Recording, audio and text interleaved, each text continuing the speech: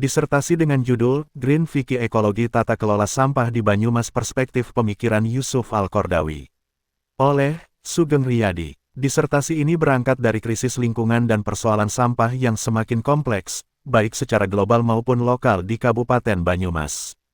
Islam memandang lingkungan sebagai amanah Allah SWT yang wajib dijaga, sebagaimana ditegaskan dalam Qs.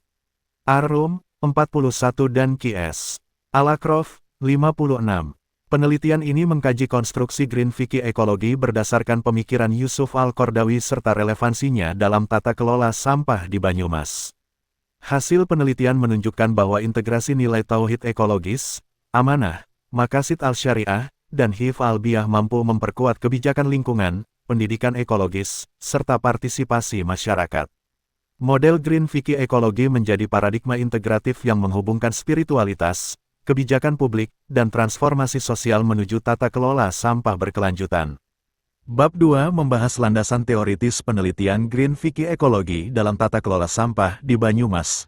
Kajian dimulai dari konsep ekologi dan etika lingkungan yang menekankan tanggung jawab manusia menjaga keseimbangan alam. Selanjutnya dibahas fikih al-biyah sebagai dasar hukum Islam dalam pelestarian lingkungan, serta maqasid al-syariah yang berkembang hingga mencakup hifz al-biyah atau perlindungan lingkungan. Pemikiran Yusuf Al-Qardawi menjadi pijakan utama melalui konsep tauhid ekologis, khalifah, dan prinsip wasatiyah. Penelitian ini juga mengkaji penelitian terdahulu dan menyusun kerangka berpikir yang menghubungkan masalah sampah, nilai Islam, dan konstruksi model Green Fikih Ekologi Banyumas.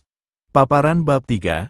Metode penelitian ini menggunakan pendekatan kualitatif dengan paradigma konstruktivis interpretif berbasis teologi normatif untuk memahami tata kelola sampah dalam perspektif Green Fikih Ekologi. Penelitian dilakukan melalui dua pendekatan utama, yaitu studi kepustakaan terhadap pemikiran Yusuf Al-Qardawi dan penelitian lapangan di Kabupaten Banyumas. Data primer diperoleh melalui wawancara mendalam dengan DLH, KSM, MUI, akademisi, dan sekolah adiwiyata. Sedangkan data sekunder berasal dari dokumen, regulasi, jurnal, dan literatur ilmiah.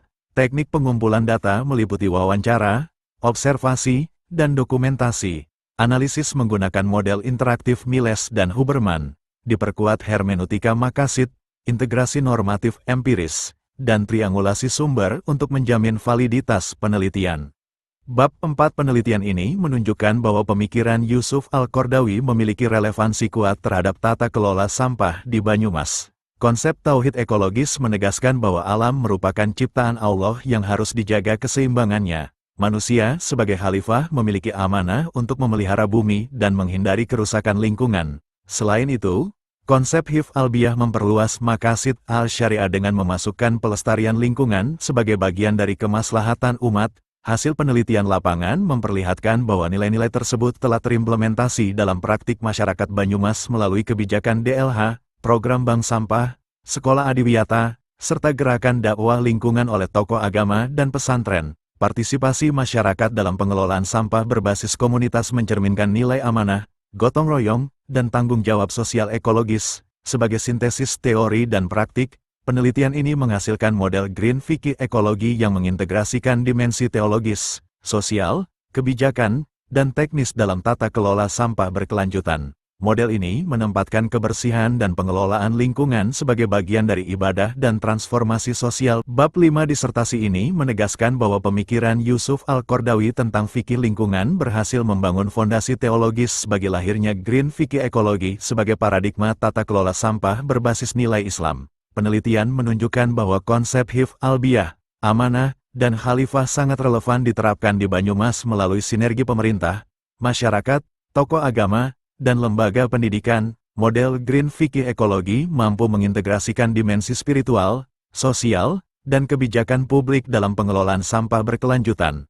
Oleh karena itu, diperlukan penguatan edukasi, dakwah ekologis, serta internalisasi nilai keislaman agar kesadaran lingkungan tumbuh sebagai budaya, tanggung jawab moral, dan bentuk ibadah sosial demi terwujudnya Banyumas yang bersih, sehat, dan berkelanjutan.